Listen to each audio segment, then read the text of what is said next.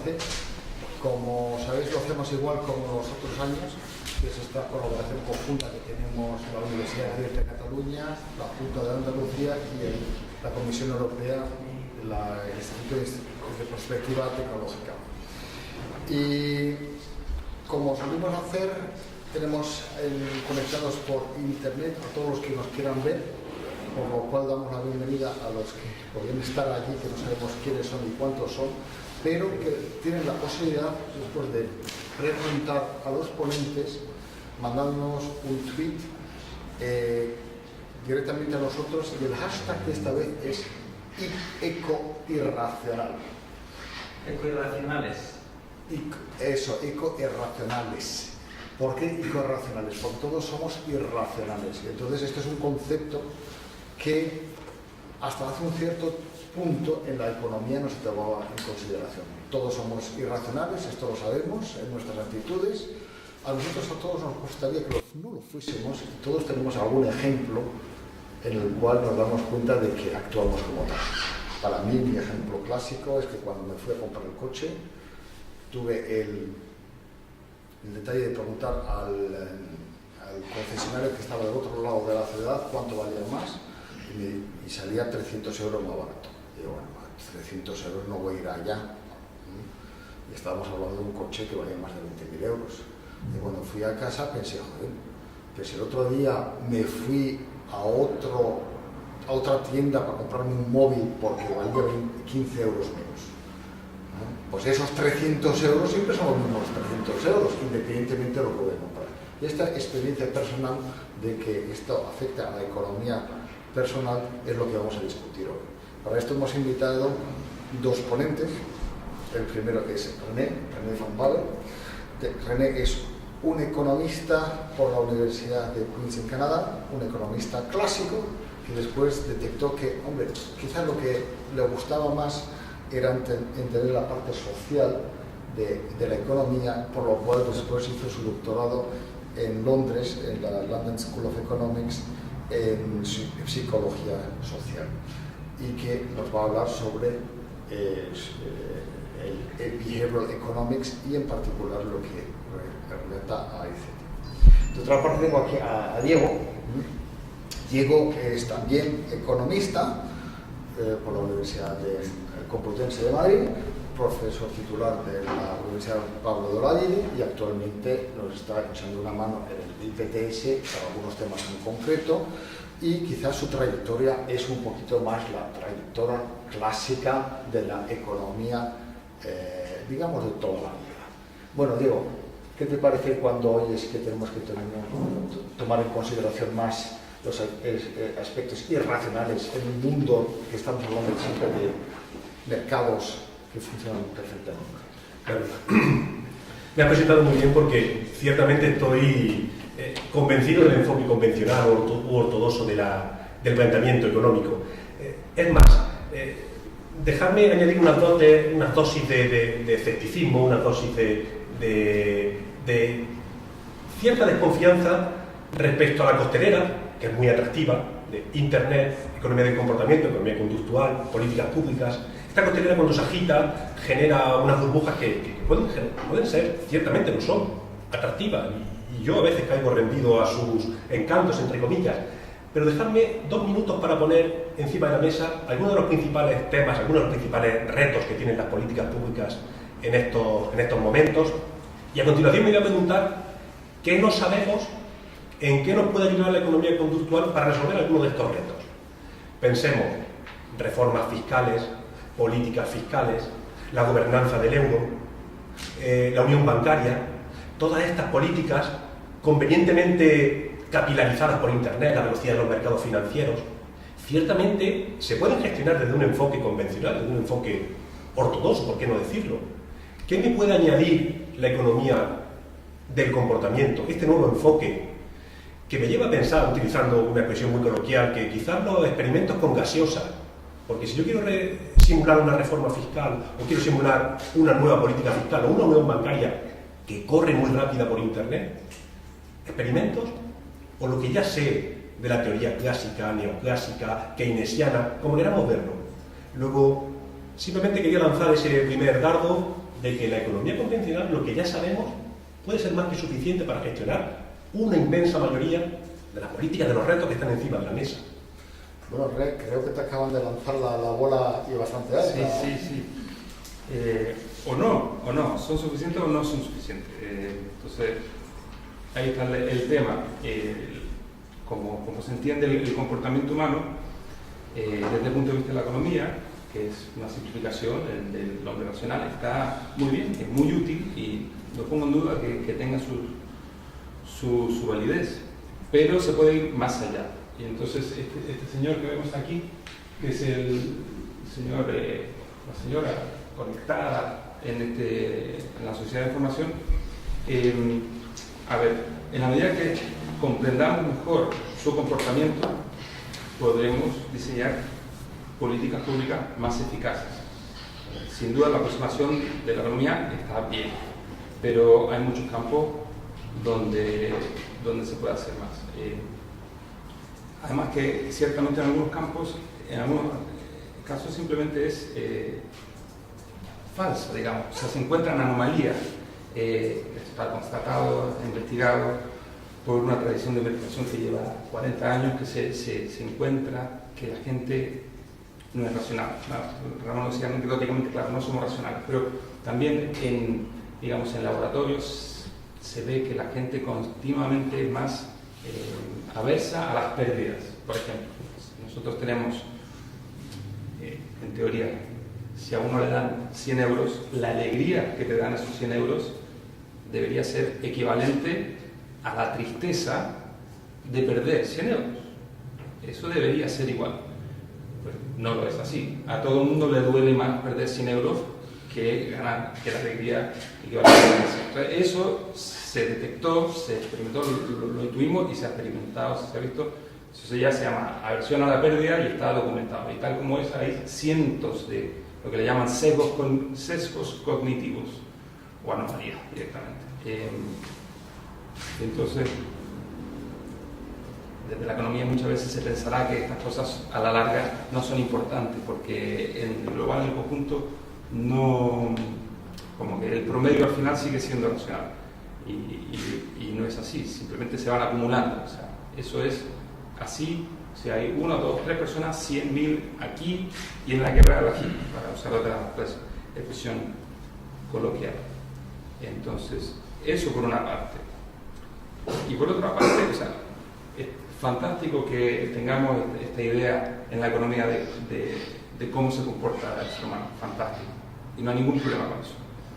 El problema, me parece, está cuando, desde el punto de vista de las políticas públicas, como que implícitamente se asume que una comprensión del ser humano que es la de la economía.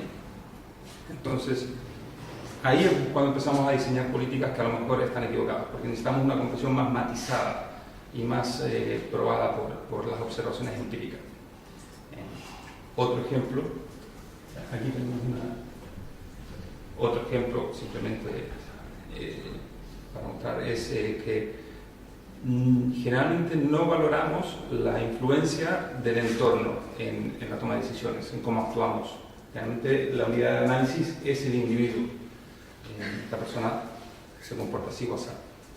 Pero esta tradición de investigación, desde esto es el descubrimiento de Salomon Asch de los 50 y anterior, Sherif en los 30, demuestra que al final nosotros actuamos en gran medida por cómo los demás piensan que deberíamos actuar. En este caso, el pobre joven ahí tiene que decidir cuál de las líneas es equivalente a la de la izquierda, que evidentemente es la C, pero todos los demás están diciendo que es otra, digamos la A o la B. El pobre joven empieza a sudar, empieza a pasar mal y llega un momento que cambia su opinión para estar de acuerdo con lo que dicen los demás. O sea, en un laboratorio, una cosa tan evidentemente falsa como esta, gente incluso ahí acepta la opinión de la mayoría, eso también pasa en la vida cotidiana en mucha mayor medida y no tenemos eso no se, siento que en la economía no se introduce en las ecuaciones, por decirlo de alguna manera. Y luego tenemos distintas maneras de pensar. Sí. que son, está Daniel Kahneman, que le dieron el premio Nobel por estas cosas, lo resumen en su último libro, que se puede pensar de manera rápida o de manera lenta. De manera rápida es así, más intuitiva, más automática, por ejemplo, preparar el desayuno a la mañana, o venir a conducir, o venir conduciendo al trabajo, o escribir, o cualquier cosa rutinaria. La mayoría de las actividades lo hacemos de modo automático, es habitual, es recurrente. Y eso es pensar lento. Y pensar rápido es una operación fundamentalmente más costosa, cuesta más, requiere un esfuerzo cognitivo, como por ejemplo calcular la propina en un restaurante. Eso, si uno quiere saber cuánto va a dejar, eso ya le exige un poquito de procesamiento mental. Es calculador, recurre muchas veces al pensamiento matemático, y eso es pensar lento. Y esta diferencia es muy importante, porque muchas de las políticas públicas suponen que pensamos lento, cuando de hecho pensamos la mayor parte de las veces rápidamente, particularmente en esto de la coctelera en la sociedad de la información. Tengo un ejemplo, que a lo mejor, esto es un ejemplo clásico. El ejemplo es americano, yo uso un bate y una pelota, pero como aquí no se juega mucho el béisbol, vamos a hablar de una raqueta y un set de pelotas de tenis. Entonces, conjuntamente la raqueta y las pelotas de tenis valen 110 euros. ¿Vale? Eso es un dato. Y luego tenemos que la raqueta vale 100 euros más que las pelotas. La pregunta es, ¿cuánto valen las pelotas? Entonces, ¿quién me dice 10 euros? Yo diría... ¡Qué demonios! Aquí estamos tratando de... Aquí hay truco, pero esto es 10 euros, ¿no? Entonces, claro, lo que pasa es que no son 10 euros, son 5. Son 5. Porque la raqueta son 100 euros más que las pelotas. Entonces, si las pelotas fueran 10 euros, la raqueta sería 110. 110 más 10 dan 120. Y el total son 110. Entonces, eso requiere, es una tarea fácil, pero requiere pensar. Y la tentación es rápidamente llegar a la raqueta guiándonos por un par de cosas. Bueno, las raquetas son 100 euros. O sea, y esta manera de pensar es la manera habitual y como pensamos muy a menudo. A ver qué tenemos de... Entonces, bueno, vamos a un ejemplo. Vale, entonces tenemos estos desafíos a la comprensión del hombre racional en la economía. Y entonces, ¿de qué nos sirve? ¿De qué nos sirve ahora en la sociedad de la información, que es uno de los elementos de la coctelera? Y es, bueno, precisamente que la información, que supone que es este bien tan valorado en esta sociedad, pues resulta que a lo mejor no es tan bueno como pensábamos, eso lo conversábamos recién. A lo mejor no hace falta tanta información. En los restaurantes en Nueva York se impuso la normativa que todos los menús tienen que tener las calorías. Entonces, esto es para combatir la obesidad y tal. Entonces, el razonamiento está muy claro y se ve cómo está inspirado de la economía. A mayor información, mejor va a ser tu decisión. Entonces, provees al ciudadano con más información, ve cuáles son los platos de con más calorías y va a optar por la otra opción. Bueno, no ha funcionado. Todos los estudios de evaluación han mostrado que no ha funcionado, incluso al contrario. Si algo ha ido en dirección contraria. Entonces, ahí tenemos otra vez un supuesto de la economía que se pasa a las políticas públicas, a lo mejor sin darse ni cuenta, pero se supone que va a funcionar y no funciona.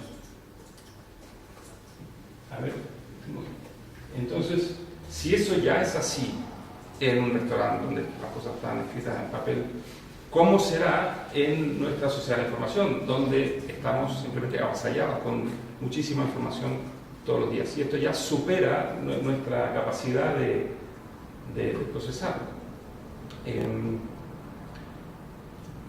Tenemos en las páginas web es cierto? Eso, ¿cómo se llama?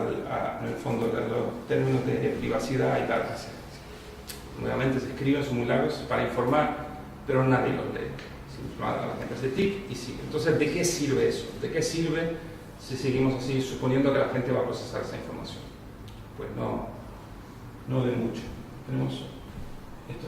Tengo un gráfico para que no digan que, ¿saben? Esto no es riguroso. Y es una curva que va así, o sea, la información. Mientras más información, podemos tomar mejores decisiones, hasta cierto punto. Luego, después de un momento, la calidad de las decisiones que tomamos ya es subóptima. Y eso no es que lo diga yo, está estudiado y contrastado. Entonces, la gente empieza a tener una actitud de lo que le llaman ignorancia racional. O sea, más me conviene ignorar lo que me están diciendo porque el coste de procesar toda esa información no se compara con el supuesto beneficio que tendría si es mejor simplemente ignorarlo. Entonces eso es lo que la gente termina haciendo, que es, me imagino, se puede valorar como algo racional. Entonces no se trata de tener más información, se trata de tener la información justa. Y esto es algo que si tenemos una comprensión así, más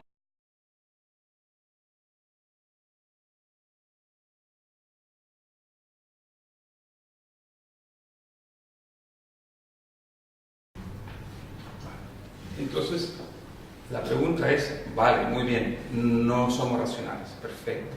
Vale. La psicología en toda su gloria entiende mucho mejor el comportamiento humano y nos va a proveer con un mejor modelo de cómo se comporta el ser humano. ¿Alguna explicación, algo que sea sencillo, fácil, para que podamos utilizar? ¿Y cuál es? Y la respuesta es que no la hay. No la hay. No se puede ofrecer una explicación tan fácil, tan sencilla como el supuesto de la racionalidad. Cada psicólogo le dará importancia a sus temas. Si es acaso el subconsciente, si alguien sigue a Freud dirá eso, o gente dirá, bueno, son las influencias sociales, en fin, que no hay una explicación, hay muchas explicaciones y todas compiten. Entonces, la propuesta aquí es que nos basemos en la observación empírica. En vez de ser partir de la teoría y decir, vamos a suponer que la gente actúa así y luego se observa, vamos a simplemente hacer experimentos y sobre la base de los datos que recogemos tengamos, ¿sabes?, observaciones y conclusiones que se apliquen a casos concretos. Esto funciona así más o menos, es como un trial de medicina, ¿no? Experimentos cuando se quieren probar, por ejemplo, en medicinas nuevas, pero aplicado a psicología. Entonces tenemos un grupo, se divide en dos, a uno se le hace algo y al otro no. Puede ser en la vida real, digamos, o en un laboratorio. Y luego se mide el comportamiento de ambos y se ve si hay diferencias. Y si las hay, esa diferencia solo se puede explicar por una razón, y esto es la intervención que se llevó a cabo anteriormente. Entonces, esto nos permite establecer la causalidad, cosa que generalmente no se puede en los estudios psiconométricos, estadísticos. Bueno, hemos visto la correlación entre dos variables, pero bueno, no sabemos si esta influye esta o esta influye la otra. Eso no se puede saber, pero desde luego están correlacionadas, que es muy frustrante, pero en este caso no, se establece causalidad. Entonces, se propone como una herramienta muy valiosa para ir aprendiendo.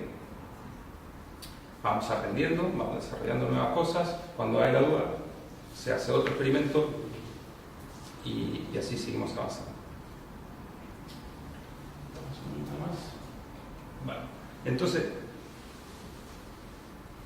¿cómo se aplica esto en la práctica? Está muy bien, es una crítica, ¿cómo es el elemento de política pública de la coctelera? Y entonces aquí voy a usar un ejemplo que es de un experimento que se hizo en Inglaterra. Bueno, se basó sobre un experimento que se hizo sobre toallas en los hoteles. Cuando uno va a un hotel, hay generalmente un cartelito que dice, bueno, para respetar el medio ambiente y tal igual, Si desea reciclar su toalla, déjela aquí, si no, déjela allá. Entonces, sabiendo que la influencia de lo que hacen los demás es importante, los señores hicieron un experimento y pusieron un cartelito que decía, mire usted, el 87% de personas que se han quedado en este hotel han reciclado, reutilizado sus toallas. Entonces, puso ese mensaje en vez del tradicional. Luego lo compararon y salió ganando este nuevo mensaje. La gente hacía caso a eso. No tan solo eso, lo cambiaron y dijeron, el 80 y tanto % de gente que se quedó en esta habitación reutilizó las toallas. Y eso aumentó más aún la cantidad de reutilización de las toallas. Es decir, mientras más cercano uno vea eso, más le hace caso. Entonces, este principio está aprobado, es una observación, una conclusión, un hecho, una cosa que se ha descubierto en la psicología, se aplica al campo fiscal que lo mencionaba. Digo, en Inglaterra mucha gente, como en todas partes del mundo, no paga a tiempo sus impuestos, lo que supone una pérdida, porque ese dinero debería estar en las arcas y no está, y todo el tiempo que demora en entrar son intereses que se pierden, no se utiliza, eso es un problema. Entonces a esta gente se le manda una carta. La carta generalmente no es una carta muy simpática, es una carta un poco amenazante que diga, mire usted, ya es hora que pague y por favor pague antes de esta fecha, porque si no las consecuencias serán graves. Entonces sugirieron simplemente agregarle una línea a esa carta al comienzo, que decía, ¿sabe usted que el 93%, 97% de la gente paga sus impuestos a tiempo? Y luego seguía con esa simple oración, o sea, demostraba a la gente lo mismo, que ya, todo el mundo lo está haciendo, entonces yo debería también hacerlo. Y de hecho fue así, subió, la gente empezó a pagar más temprano. Luego se mandó otra carta, bueno, esto se hizo a la misma vez, se mandó a otro grupo, se mandó una carta donde decía tanta cantidad de gente en esta provincia, y luego otra, tanta gente en este pueblo, cada vez acortando un poquito más, y cada vez fue aumentando más la rapidez o la cantidad de gente que pagaba a tiempo. Entonces, bueno, esto al final aumentó la cantidad de gente que respondía y pagaba en 2 semanas, aumentó un 15%, lo cual, o sea, supondría muchísimos millones para la tesorería. Es así como se puede aplicar esto. Esto en este caso, en inglés se le llama un nudge, que no he conseguido encontrar en la traducción, es un empujoncito. Es un empujoncito. Entonces, cuando el objetivo de una política a lo mejor es cambiar el comportamiento, queremos que gente vote más, no que vaya a votar, o que recicle, o que fume menos, o cualquier. Cuando el objetivo es cambiar un comportamiento, este tipo de cosas se usa efectivamente. Y también, y ahora lo que estamos haciendo nosotros en la Comisión Europea, también se pueden utilizar estos descubrimientos, estos experimentos para diseñar simplemente mejores políticas en la normativa sobre distintos temas.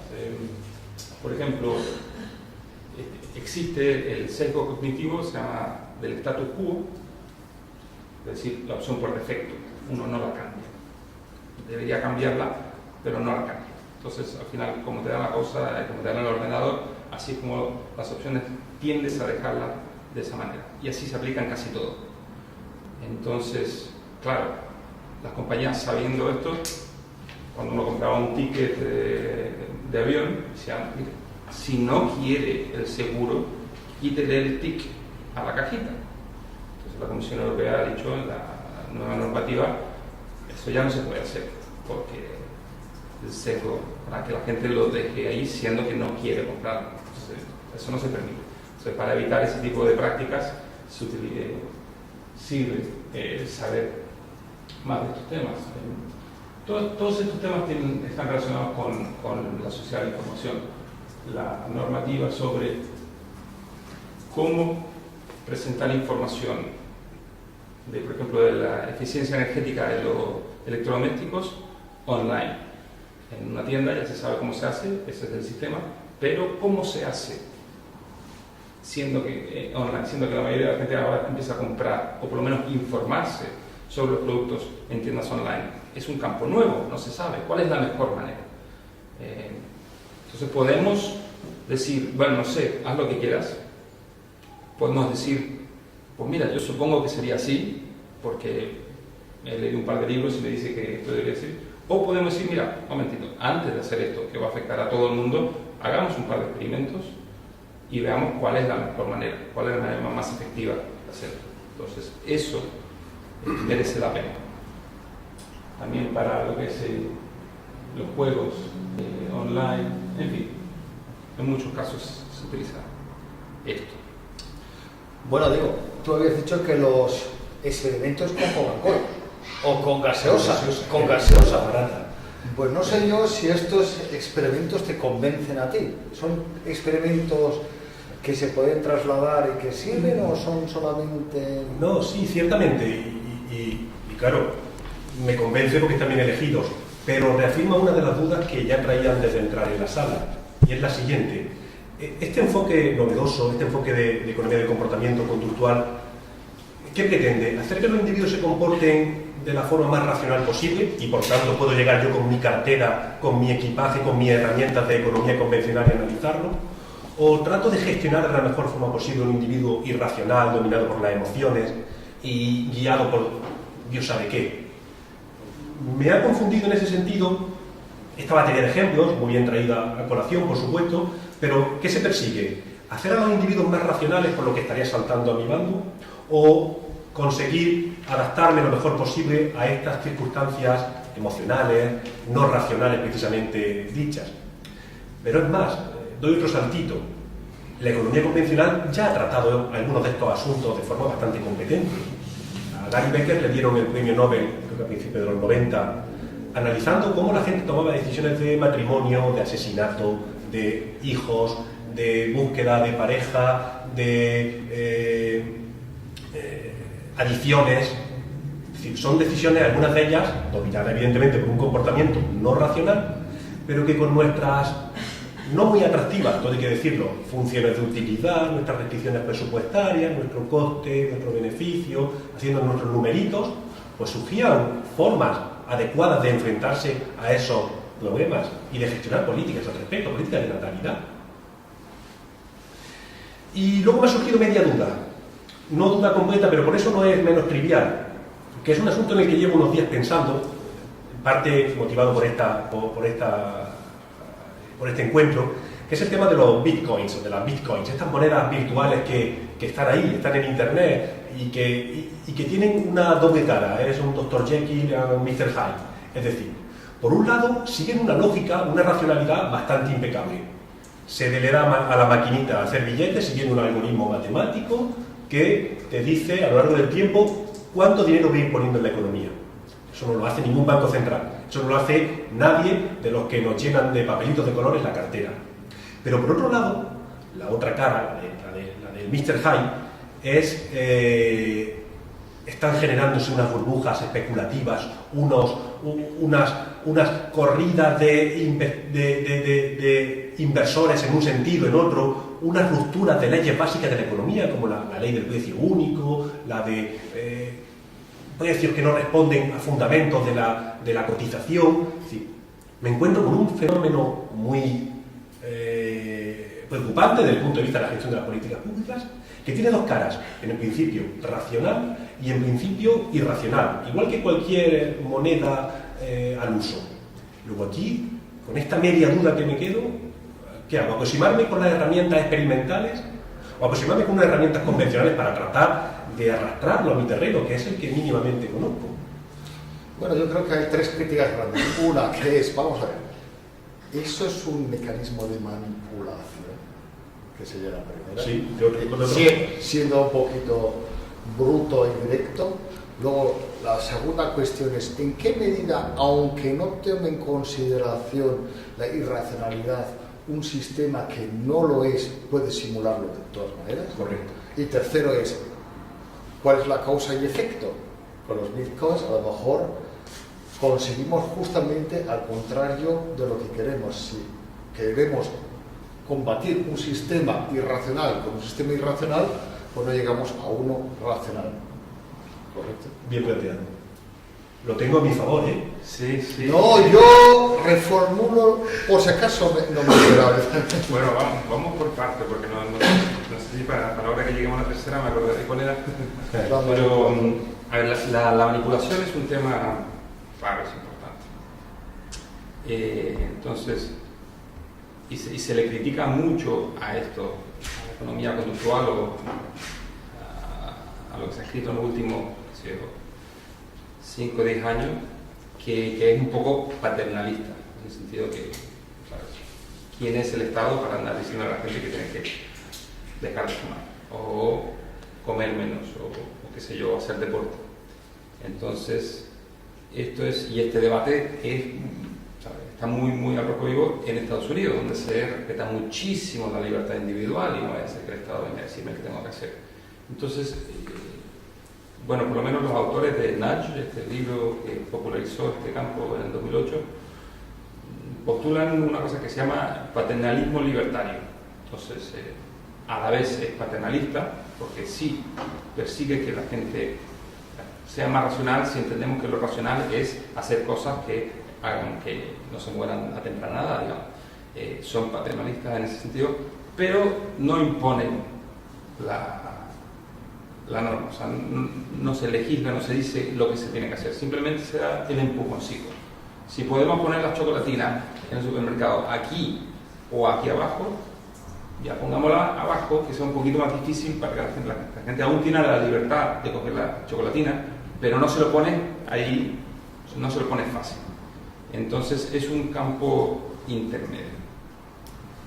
Luego, claro, tú decías, ¿lo tiro es racional o no? Es que también hay que tener cuidado de mezclar niveles, porque lo que es racional a nivel individual puede no ser racional a nivel, bueno, o sea, sistémico, o de la economía o de la sociedad, o al revés, lo que es irracional. Entonces, claro, ¿cuál es la racionalidad de que la gente vote? Bueno, la racional porque queremos que tener legitimidad para el que está en el gobierno y tal y cual, eso es importante, pero individualmente, ¿es racional que Ramón vote? Bueno, técnicamente no, porque la probabilidad que su voto sea el que marque la diferencia es mínima. Entonces, no existe. Entonces, técnicamente no tiene ningún sentido, no hay ninguna motivación para que tú votes, porque no vas a marcar la diferencia. Entonces, yo te puedo construir una función de utilidad de Ramón en el que no considere su probabilidad de influir en el resultado, que en realidad no lo pensamos muchos de los que estamos aquí, sino que esté rellenada con otros ingredientes que realmente hagan atractivo votar. Sí. O sea, tú ves que es una función de la elasticidad de utilidad. De utilidad para entender un comportamiento que seguro que él asume como propio sin pensar en la probabilidad de afectar al resultado. Y ¿está bien? Entonces, sí. Entonces, ese es otro tema. O sea, teóricamente podemos jugar a esto. O sea, teóricamente teóricamente por lo menos se puede desarrollar una curva de utilidad que también incorpore, por ejemplo, la presión social que él siente para por votar. También que incluya la identidad, el sentimiento de identidad que potencia el votar. Y un montón de cosas así. Bueno, esto me parece un poquito teórico, sí. Chicos. Quizás vamos a hacer un experimento. Tú me habías contado de un trabajo que estáis haciendo en este momento, que a lo mejor lo podéis explicar a todos, que se trata del experimento de la compra por online, y que habéis hecho. Y mientras que tú le explicas a qué experimento estáis haciendo, qué resultados ha llevado y para qué sirve, quizás tú podrías pensar al mismo tiempo este mismo ejemplo, cómo lo hubieras resuelto tú. Con un enfoque convencional. Con un enfoque convencional. ¿Qué os parece? Bueno, es un experimento. No sé si saldría bien el experimento sobre nuestro experimento. Lo que nosotros hicimos simplemente fue un trabajo para la compra sobre la compra de productos digitales en Internet. Entonces, nuevamente, la gente compra cosas y muchas veces los productos no son compatibles o la gente no sabe lo que está comprando. ¿Cómo se informa sobre estas cosas? ¿Cómo se hace que la gente esté consciente de que algunos productos son compatibles o no? Lo normal es simplemente poner una información, pero ya vemos que eso no funciona. Entonces se puso también un mensaje de advertencia corto: cuidado, no cometa un error, y otro más largo y más emotivo. En este caso, la hipótesis era que si se incluía lenguaje emotivo, la gente le prestaría más atención. Entonces poníamos lenguaje tal como para que no se desilusione, tal cual, o poníamos caritas tristes para que esta emotividad les hiciera tener más cuidado. Bueno, o sea, para que nos entendamos, yo quiero comprarme el último juego de Marcianos. Sí. Y lo puedo descargar y a lo mejor me doy cuenta que le he descargado y que no funciona en el portátil que tengo yo porque he comprado el que funcionaba para el producto. Correcto. Para el iPhone. O quería comprar una aplicación para jugar con mis amigos, lo he descargado, me he gastado 3 euros y ahora resulta que no me funciona. Lo que has hecho es decir, oye, ¿usted sabe que esto funciona solamente un texto largo o otro? Probar muchas cosas más. Muchas cosas más, ¿no? Claro. Probar muchas cosas más, a ver cuál funcionaba. Y funciona mejor el mensaje corto. El mensaje emotivo, al contrario, no le da mucho tono de informalidad o no sabemos muy bien por qué, pero no es efectivo. Ese es un ejemplo de un trabajo. Bueno, entonces la versión darwinística de cómo resolver esto. La versión darwinística sería encargárselo, digámoslo de forma cruda, al mercado, pero habéis puesto el dedo en la llaga, claro, ha habido un fallo en el mercado, ahí el mercado no resuelve eficientemente, ahí no podemos confiarnos en una iniciativa privada que con información completa y honesta y sincera permita ganar a las dos partes, y ante un fallo de mercado, regulación, te diría la economía convencional, es decir, que un gestor introduzca alguna novedad como la que está ahí. Ahí suscribiría sin problemas la aproximación experimental que desemboque en una regulación muy sensata y racional. Y además, claro, lo que pasa es que además esto a lo mejor desafía supuestos de la economía tales como la información es buena, siempre hay que tener más, o el acceso a la información perfecta, ¿no? Que es este ideal, a lo mejor no es un buen ideal. Y entonces...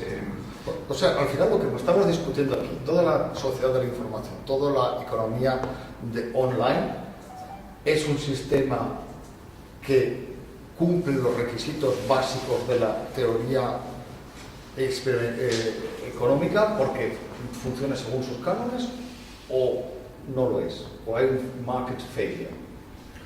En algunos casos hay un market failure donde hay que inevitablemente recurrir a aproximaciones alternativas. Ahí estoy convencido de eso y no lo puedo contraargumentar, sinceramente. Vale. Bueno, chicos, ya hemos hablado mucho nosotros, ahora es la ronda vuestra para poner preguntas. No sé, ¿tenemos alguna que ha llegado por internet? No. Bueno, entonces tenéis la primera palabra. Sugerencias, preguntas, dudas que os vengan.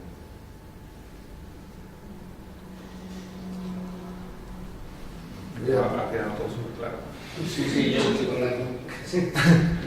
vamos, me han parecido impecables los argumentos de ambas partes. Y estoy de acuerdo en lo de la sobrecarga de información. Me parece que estamos en una, no sé si se llama intoxicación en el mundo del digital. Hay un exceso de información absolutamente para todo.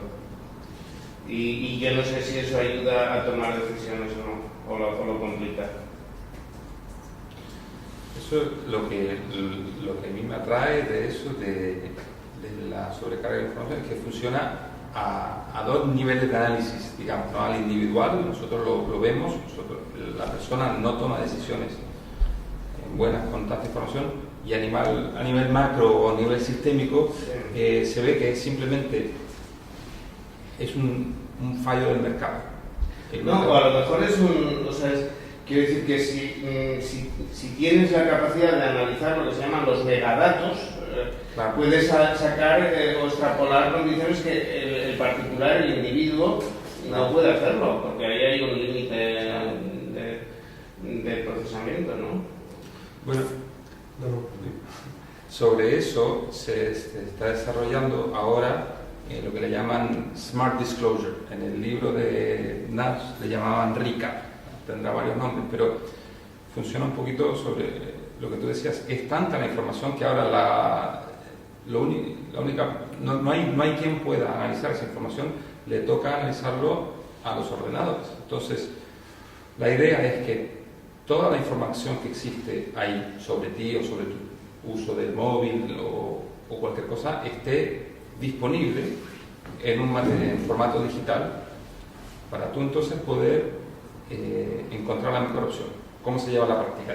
Te llega la cuenta de teléfono o la cuenta del gas o lo que sea, y ahora todos sabemos que la cantidad de opciones por ejemplo en planes de móvil es prácticamente infinita. O sea, creo que en el Reino Unido hay decenas de millones de planes de móvil, porque cada uno es específico para una persona, para un uso, para un terminal y tal cual. Todas esas permutaciones dan millones de opciones.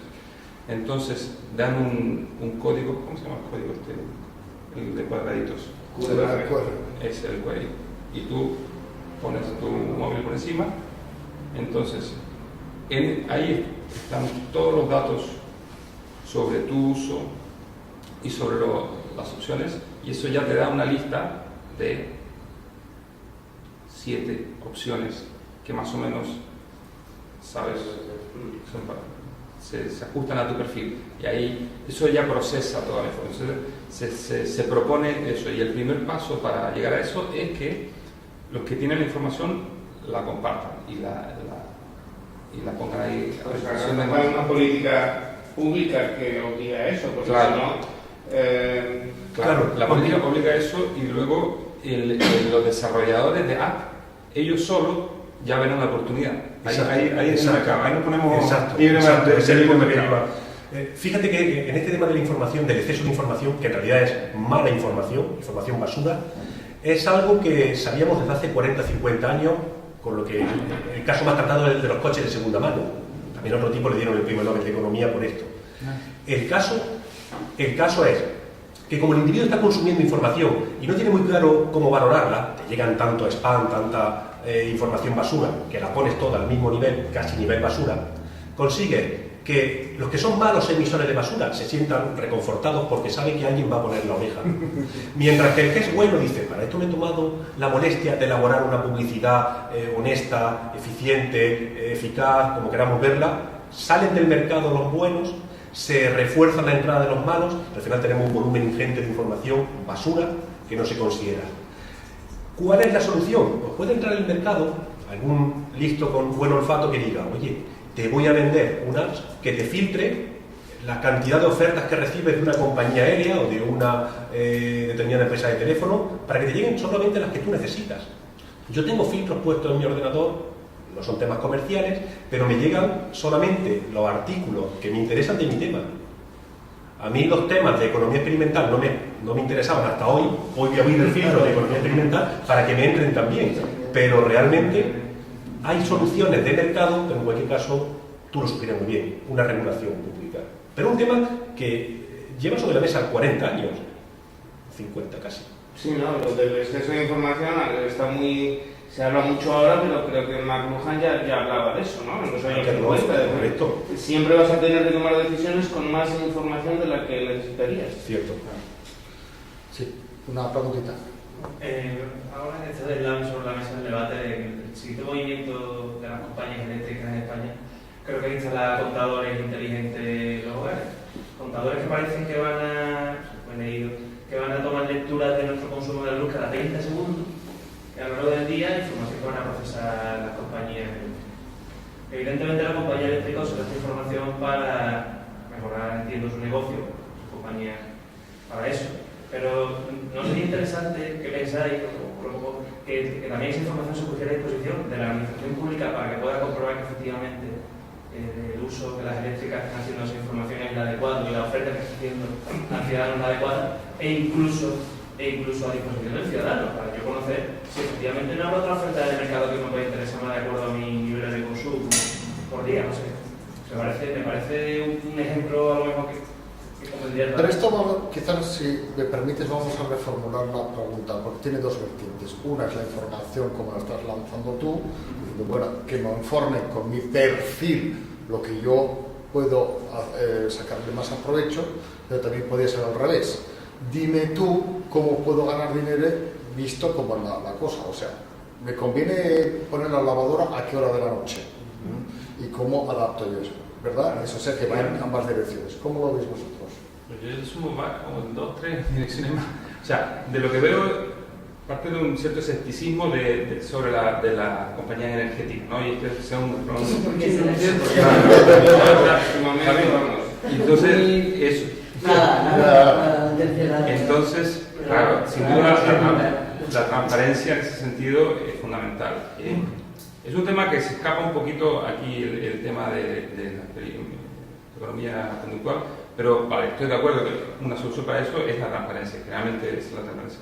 También tengo entendido que para el futuro estos medidores son importantes para regular la red, porque la energía solar no se puede almacenar, en fin, que también tiene su otra lógica, que tampoco soy experto en el tema.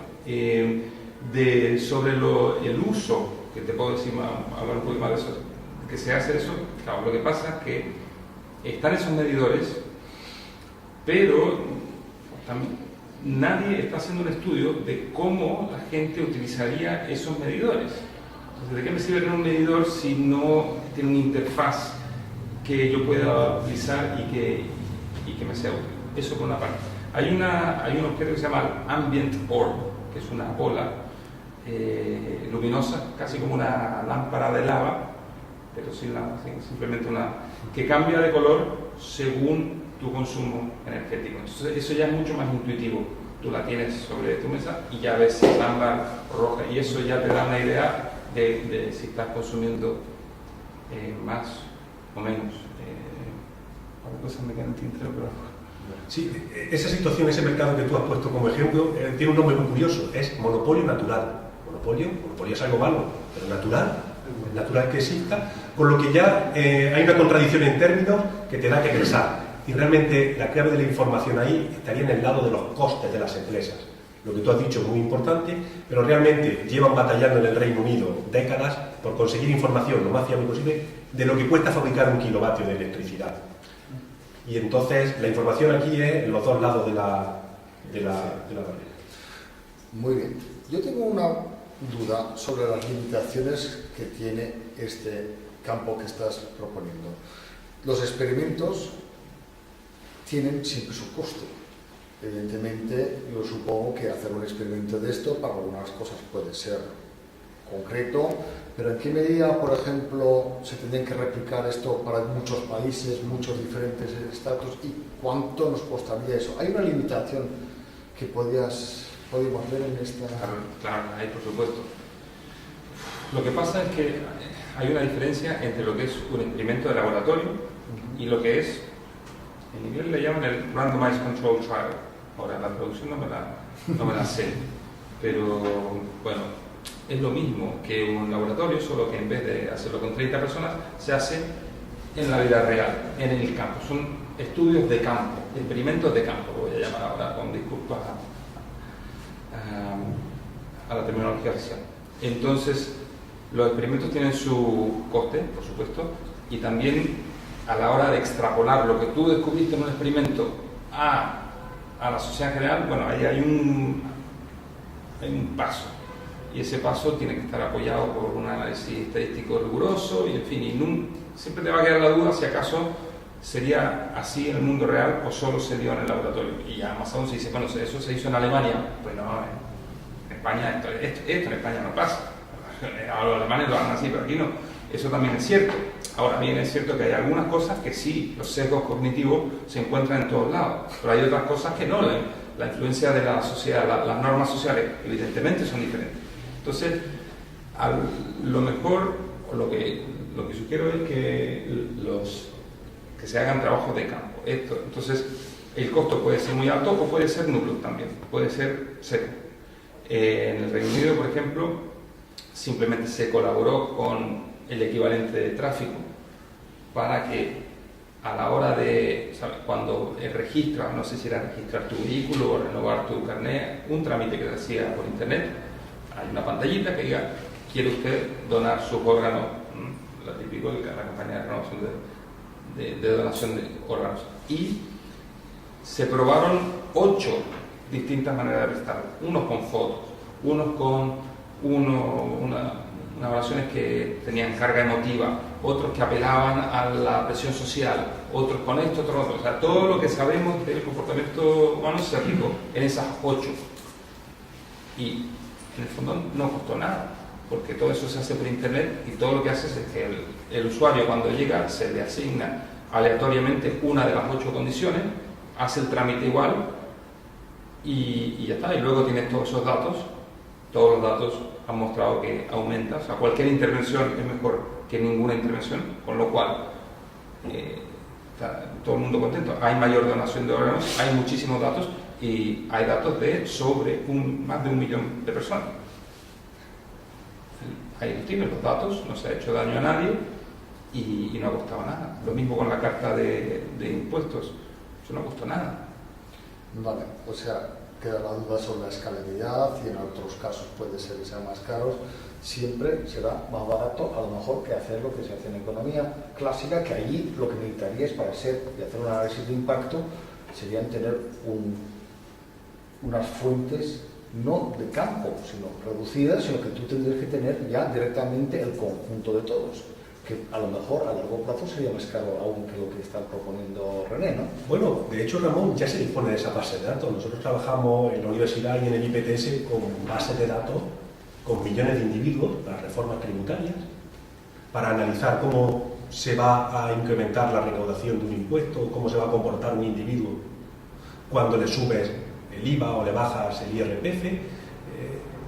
Eso ya es un coste hundido que está ahí y, oye, si no lo aprovechamos estaríamos entonces desperdiciando recursos. No hay que hacer una inversión por esos datos, quiero decir. Bueno, chicos, perdón, como tú estás haciendo un poco de contraparte de René, ¿no? Aquí le voy a hacer antes un pequeño experimento, ¿no? Y es con los que estamos aquí. Supongo que pongamos, vamos a ver, el fumar. El fumar provoca pues, cánceres, provoca problemas cardiovasculares y cuesta a la sociedad, a la sanidad, mucho dinero. Entonces, ¿quién de los que estamos aquí cree que sería bueno hacer algo para que la gente dejara de fumar? Sí. Hacemos el experimento, porque no quiero ir con supuestos. Todo el mundo. Entonces ya, ahora vamos a ver. Sí, todo el mundo aquí pensamos que dejar de hacer algo a nivel de política, ¿no? De policy, para que la gente deje de fumar es bueno, y lo hemos votado aquí.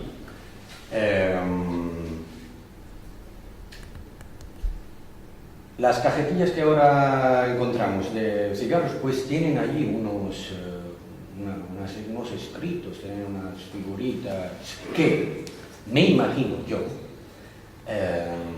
cuando se ha, digamos, creado esta política de que es obligatorio poner en las cajetillas un mensaje para que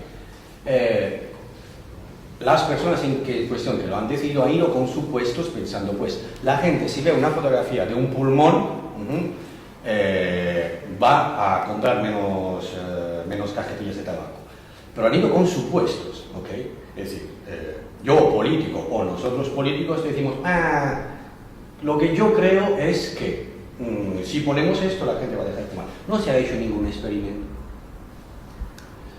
Ahora, tú estás haciendo de contraparte de René, y yo digo, si todos nosotros estamos aquí pensando que crear una política para que la gente deje de fumar es cosa buena, ¿por qué no le asignamos la tarea al economista René con Behavioral Economics diciendo, pues utiliza tu método y haz una investigación, como en el campo del marketing se están haciendo ya desde hace pues 60 años, 70 años, para ver cuál es lo que va a funcionar mejor. Es decir, en lugar de, desde tu punto de vista, voy desde los políticos de arriba, deciden lo que hay que poner para que los de abajo cambien un determinado comportamiento, pero lo hacen sobre supuestos, en este caso le decimos a René, no, vamos a utilizar y vamos a hacer una investigación, porque a lo mejor no es mejor tener una fotografía de un pulmón con cáncer, sino poner todas las cajetillas de tabaco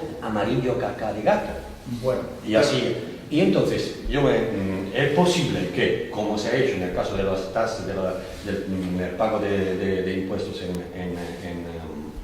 en Inglaterra, eso genere un feedback positivo, ¿no? ¿Tú a esto qué problemas le ves?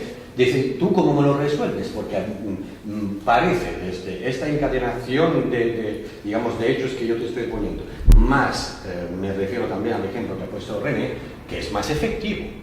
o sea, prácticamente... ¿Cuál es el problema que le ves tú? ¿O cómo lo resolverías tú? Vamos a ver. Para que fuera más efectivo. Si yo puedo resumir es, uno sería la pregunta a René sería ¿cómo resolvemos? La pregunta es la de René. A René sería ¿en qué medida gestionar esto nos puede ayudar para que la gente fume menos? Y la pregunta a Diego sería más bien, ¿tú crees que subiendo los impuestos... No, la pregunta no es esa. La mía era un ejemplo.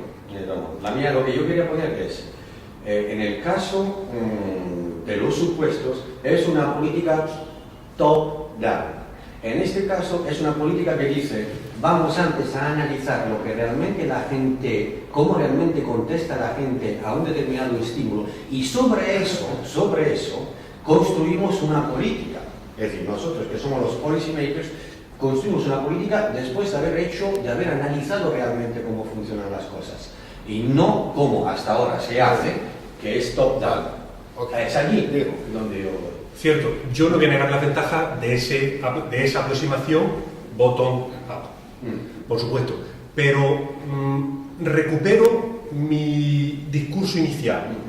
La aproximación convencional estándar tiene suficientes instrumentos para reducir el consumo de tabaco utilizando precios, impuestos o simplemente prohibido fumar en los bares, prohibido fumar en recintos cerrados. Eso ha reducido el consumo de tabaco. Conmigo no ha funcionado.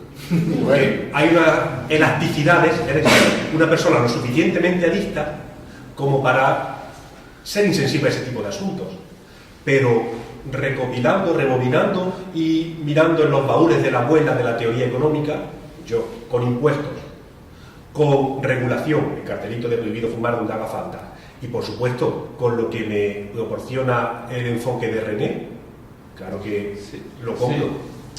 A ver, yo también. Entonces, ahora te voy a decir dónde no, pero en el fondo es un proceso dialéctico. O sea, tenemos una idea, luego lo probamos y luego sobre la base de lo que aprendemos, bueno, refinamos nuestra idea y luego la probamos otra vez y la vamos refinando. Entonces, así se pueden complementar las cosas. Pero en el caso, por ejemplo, no sé, estuve ahora en Copenhague, donde la cerveza me costó, bueno, muy caro, 7 euros. 7 euros. Entonces, están las dos herramientas que se utilizan. Las incentivos, es decir, un impuesto para que salga más caro, y dos, la prohibición, es más difícil. Y aún así tiene alta tasa de consumo de alcohol. Incluso, como me ha contado un compañero, kits para preparar tu propio alcohol de destilación que lo venden en el supermercado. Ahora, claro, lo hacen más barato. Aumenta el consumo sin duda, pero por otra parte la solución se quiere decir con esas dos herramientas no ha sido suficiente. Es que la solución no tiene por qué ser la erradicación completa. Tú hace un rato, y nosotros lo hemos hablado en alguna ocasión, dices, ¿hasta qué punto debo respetar la soberanía del consumidor? Que si quiere seguir fumando o quiere seguir bebiendo, oye, yo puedo apretar hacia una determinada posición, pero la libertad del individual, lo mismo, sirve de tope. Es un techo al que yo ya no puedo entrar, salvo que haya una... Pero hay argumentos, bueno, debe haber, porque se ve en moderación también. Fumar se puede plantear como meta de salud pública, erradicar fumar por completo. Se puede plantear, llegarás o no llegarás, pero morirás en el intento, digamos. O sea, es una meta que todo el mundo estaría de acuerdo, todo el mundo sabe que fumar hace mal. Entonces, bueno, en fin, no sé. Bueno, para mí la conclusión es muy clara. Que estamos hablando de dos teorías que son básicamente complementarias. Pero que tenemos... Una pregunta de Twitter. Sí. Que dice, ¿el acceso a servicios básicos en la sociedad de información no requiere intervención pública? Esa es la pregunta. ¿Puedes repetirla? El acceso a servicios básicos en la sociedad de la información no requiere intervención pública, es decir, una pregunta de políticas públicas de sociedad de Los información. servicios básicos serán el acceso a banda ancha. Eso preguntaría yo. ¿Dónde está el acceso básico? Es una pregunta de Twitter. Yo puedo poner otro ejemplo. Por ejemplo, muchas instituciones están utilizando ahora el Twitter y el Facebook y están lanzando constantemente mensajes. O sea, hasta cierto punto es un bombardeo. El ayuntamiento de mi pueblo, yo vivo aquí en Aljarafe, ofreció ya desde los Twitters y de todo esto y del WhatsApp por Messenger, ¿no?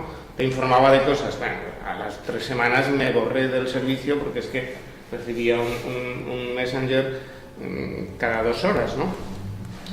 Entonces, bueno, primero está quién paga esto. Porque normalmente está al servicio no tanto del servicio público, sino es publicidad para el partido que está en el gobierno. Entonces, cuando llegan las campañas electorales, se va a poder hacer, van a poder seguir emitiendo por Twitter y por Facebook.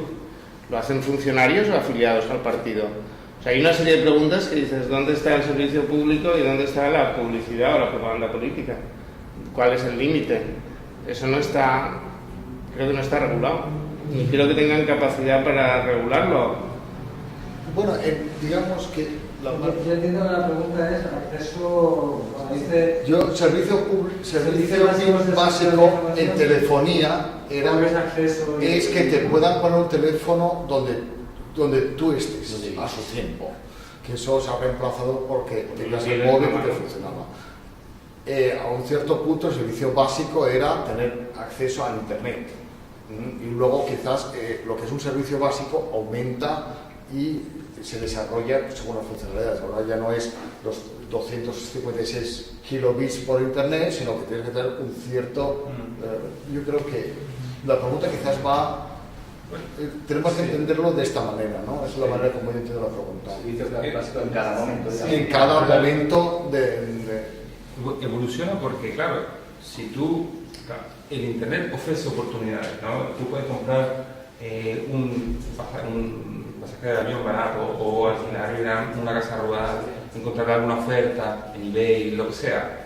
Entonces, ahora, si no estás conectado, no tienes acceso a eso y se te penaliza. O sea, el que no compra por internet está de facto subsidiando al que sí, porque entonces, de cierta manera, no tener acceso a internet o en condiciones no te permite estar en las mismas condiciones de acceder al mercado que los demás. Entonces hay como un argumento económico ahí que, aparte de control, me parece que sí, es un argumento válido en ese sentido, sin querer meterme mucho en el rol de Estado. Bueno, estamos ya casi al final.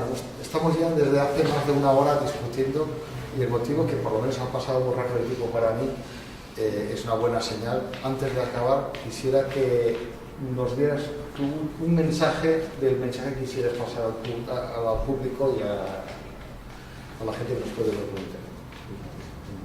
Sí, pues muy sencillo, es la idea en la que traté de transmitir al principio de la intervención. Me basé en unos ejemplos, pero creo que hemos ido poniendo argumentos encima de la mesa virtual, de que la aproximación convencional a la economía, la teoría económica convencional, que supone que el individuo es racional y que también puede tratar comportamientos irracionales o no del todo gestionados por la razón más estricta, cuenta con instrumentos, con herramientas suficientes para gestionar grandes temas, grandes retos de la política pública en el momento actual, sin desmerecer, por supuesto, las aportaciones, los contenidos, las nuevas ideas que llegan de las ramas de la economía del comportamiento. René, tu mensaje. Bueno, en la política pública, tener una mejor comprensión, una comprensión más matizada y basada en observaciones empíricas sobre el comportamiento humano nos puede llevar a tener mejores políticas. Eso no es una solución, no pretende ser una cosa magnífica y estelar, es un complemento a métodos y herramientas que ya tenemos y lo único que no hay nada más caro que una mala política. Entonces cualquier esfuerzo que se haga para diseñar una mejor política está bien. Pues nada, yo me quedo con esta frase porque al final tenemos que adaptar la herramienta a la política que tenemos que hacer y no viceversa, y hemos aprendido que algunas se están desarrollando, nacen otras y tenemos que coger todo el conjunto según lo que tenemos que hacer. Y con esto acabo esta sesión. Recordaros que tenemos una nueva cita en marzo y vamos a hablar sobre cines y TIC. Así que contamos con vosotros y quizás nos podéis ayudar un poquito a diseminar un poquito la información, porque yo creo que la gente que no ha estado aquí se ha perdido un gran debate. Y muchas gracias a los ponentes.